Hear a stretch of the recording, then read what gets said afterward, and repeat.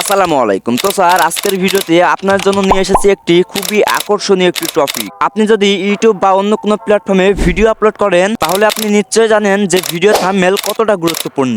সঠিক একটি thumbnail video clickbait অনেক বাড়িয়ে দিতে পারে। আজকে আমি আপনাদেরকে দেখাবো খুব সহজেই কয়েকটা স্টেপে আকর্ষণীয় থাম্বনেল তৈরি করতে দিবেন। তো চলুন শুরু করি। কাট টু স্ক্রিন শেয়ার শুরু। থাম্বনেলের উদাহরণ দেখাচ্ছি। আপনার ভিডিও থাম্বনেল এমন ভাবে হতে হবে যে দর্শক যেন সহজেই দেখতে চায়। এটা আপনার ভিডিওর প্রথম ইমপ্রেশন। খেয়াল রাখবেন, আকর্ষণীয় থাম্বনেল দর্শকদের আগ্রহ তৈরি করে এবং তারা ভিডিওতে খুব সহজেই ক্লিক করবে। এছাড়া থাম্বনেলে যদি ভালো টেক্সট এবং ইমেজ থাকে, তাহলে আপনার ভিডিও আরো প্রফেশনাল লাগবে। Cut to screen share pixel lab. তো আমরা এই কাজটি করব পিক্সেল ল্যাব অ্যাপ্লিকেশন দিয়ে।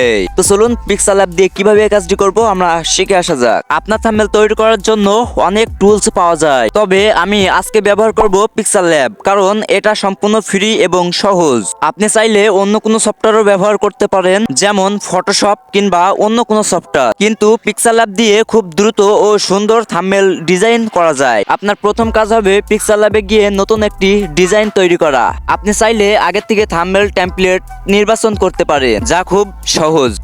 এখন আমাদের আসল কাজ শুরু। তো আমরা চলে যাব সরাসরি পিক্সেল ল্যাব অ্যাপের মধ্যে। তো দেখেন, আমি সরাসরি চলে যাচ্ছি পিক্সেল ল্যাব যে অ্যাপ্লিকেশন আছে অ্যাপের মধ্যে। তো তারপর এখানে আপনারা পাবেন ক্যান্সেল। এই ক্যান্সেলে একটি জাস্ট ক্লিক করে এটা ক্যান্সেল করে দিবেন।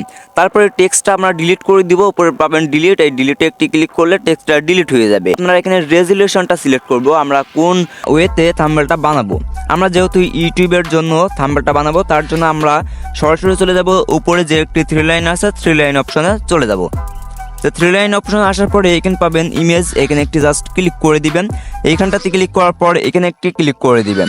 তো এখানে ক্লিক করার পরে এখানে আপনারা পাবেন, এখানে একটি ক্লিক করে দিবেন ইউটিউব থাম্বনেল। তো এখানে ক্লিক করার পরে এই যে এখানে ওকেতে একটি ক্লিক করে দিবেন। তো ওকেতে ক্লিক করার পর আমাদের রেজুলেশনটা কিন্তু সিলেক্ট হয়ে গেল। তো আমি এখানে থাম্বনেলটা বানাবো। থাম্বনেলটা বানানোর জন্য এই যে আমি ওপরে একটি জাস্ট প্লাস আইকন পাবেন, এই প্লাস আইকনে ক্লিক করে দিচ্ছি। তো তারপরে এখানে পাবেন ফ্রম গ্যালারি। এই ফ্রম গ্যালারি থেকে আপনার ইমেজটা সিলেক্ট করতে হবে। তো আমি এই ইমেজটাই সিলেক্ট করে দিচ্ছি। এই যে এটা আমি সিলেক্ট করে দিলাম। তো এটা সিলেক্ট করার পরে এখানে আপনারা পাবেন ওকে। এই যে ওকে, এই যে টিক মার্ক পাবেন। এই টিক মার্কে ক্লিক করে এটা ধরে আপনারা অ্যাডজাস্ট করে নেবেন। এই যে এখান থেকে যে অ্যাডজাস্ট করে নিচ্ছি। অলরেডি এখানে কিন্তু আমাদের অ্যাডজাস্ট হয়ে গেল। তো এটা আমরা লক করব। লক করার জন্য উপরে একটি অপশন পাবেন, এখানে একটি ক্লিক করে এই যে এখানে পাবেন লক। এখানে লক করে দিবেন এটা, তাহলে এটা আমাদের আর নড়াচড়া করবে না। তো এখানে আপনাকে একটি ছবি অ্যাড করতে পারেন আপনারা, কিংবা টেক্সটও অ্যাড করতে পারেন। তো এখানে আমি আমার একটি ছবি অ্যাড করে দিচ্ছি। তারপরে আপনারা পাবেন এই যে এখানে প্লাস আইকন ক্লিক করবেন। আবার পাবেন এখানে ফ্রম গ্যালারি। ফ্রম গ্যালারিতে ক্লিক করে একটি ইমেজ আমি এখান থেকে সিলেক্ট করে নিচ্ছি। ওকে, তো ইমেজটা সিলেক্ট করে নিলাম। এখন এখানে পাবেন টিক, এই যে টিক মার্ক পাবেন। এই টিক মার্কে একটি ক্লিক করে দিবেন। তারপরে ইমেজটা একটু ছোটো করে নেবেন। তারপরে এক কর্নারে আমি বসিয়ে দিচ্ছি। দেখেন,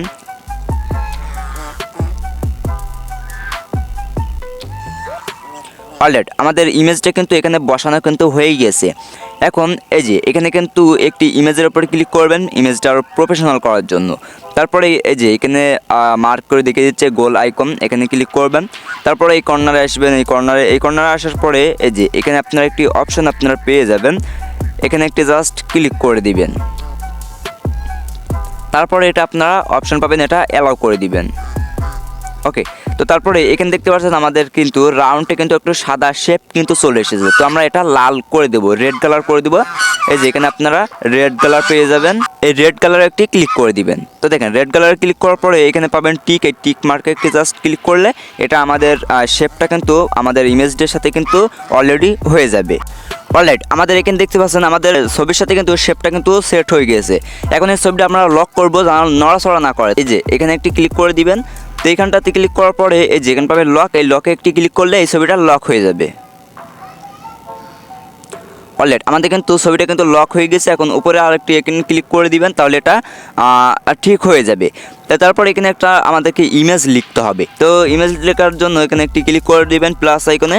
তো প্লাস আইকনে ক্লিক করার পরে এখানে পাবেন টেক্সট। এই টেক্সটে জাস্ট ক্লিক করে দিবেন। তো টেক্সটের উপরে ক্লিক করার পরে যে টেক্সটটা কিন্তু এখানে চলে এসেছে। টেক্সটের উপরে এখানে ডবল ট্যাপ করে দিবেন। তো আমি ডবল ট্যাপ করে এখনো আমি কেটে দিচ্ছি। এখানে আমি একটি টেক্সট লিখে দিচ্ছি।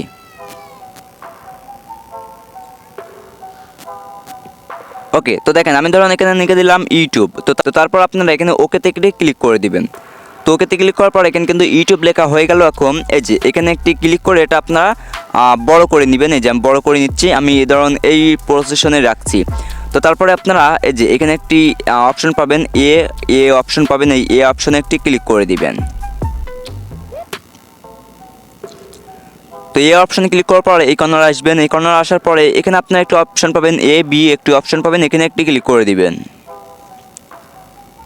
তারপরে আপনারা এখানে একটি ক্লিক করে দিচ্ছি আপনারা ফন্ট অ্যাড করার জন্য। তো আমি ধরুন এখান থেকে আমার একটি ফন্ট আমি অ্যাড করে নিচ্ছি।